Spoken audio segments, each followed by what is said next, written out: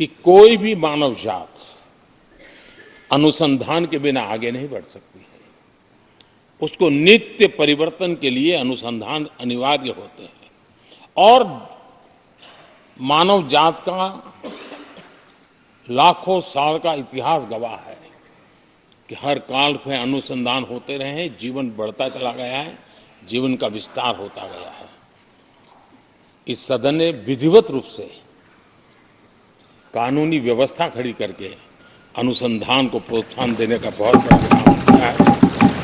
National research foundation, ये कानून आमतौर पर रोजमर्रा की राजनीति की चर्चा का विषय बन नहीं पता, लेकिन इसके परिणाम बहुत दूरगामी होने वाले हैं और इतना बड़ा महत्वपूर्ण काम ये 17वीं लोकसभा ने किया है।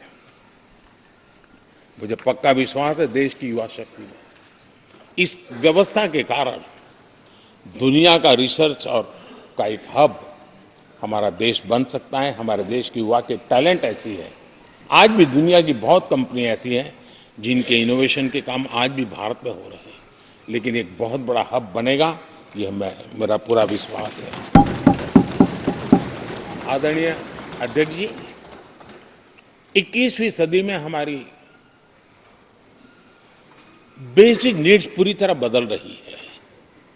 कल तक जिसका कोई मूल्य नहीं था, कोई ध्यान नहीं था, वो आने वाले में बहुत अमूल्य बन चुका है। जैसे डेटा, पूरी दुनिया में चर्चा है डेटा का सामर्थ्य क्या होता है। हमने डेटा प्रोटेक्शन बिल ला करके पूरी भावी पीढ़ी को सुरक्षित कर दिया है। पूरी भावी को एक नया शस्त्र हमने उसके हाथ में दिया है, जिसके आधार पर वो अपने भविष्य को बनाने के लिए इसका सही इस्तेमाल भी करेंगे। और digital personal data protection act, ये हमारी 21वीं सदी की पीढ़ी को और दुनिया के लोगों को भी भारत के इस एक्ट के प्रति रुचि बनी हुई है। दुनिया के देश उसका अध्ययन करते हैं, अपने अपना नई नई व्यवस्था अनुकूल करने के लिए प्रयास कर रहे हैं। और डाटा का उपयोग कैसे हो, उसकी भी उसमें गाइडलाइंस है। अनेक प्रकार से प्रोटेक्शन का पूरा प्रबंध करते हुए इसका सामर्थ्य कैसे आए, जिस डेटा को लोगों गोल्ड माइन कहते हैं, न्यू ऑयल कहते हैं, मैं समझता हूँ वो सामर्थ्य भारत को प्राप्त। और भारत इस शक्ति के इसलिए विशेष है क्योंकि विविधताओं से भरा हुआ देश है।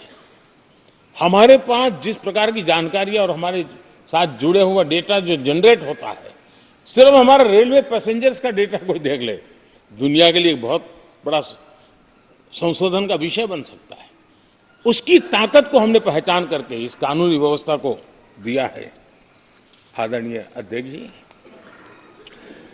जल थल नभ, इस सदियों से इन क्षेत्रों की चर्चा चली है, लेकिन अब समुद्री शक्ति और स्पेस की शक्ति और साइबर की शक्ति, एक ऐसी त्रिविध शक्तियों का मुकाबला करने की आवश्यकता खड़ी हुई है।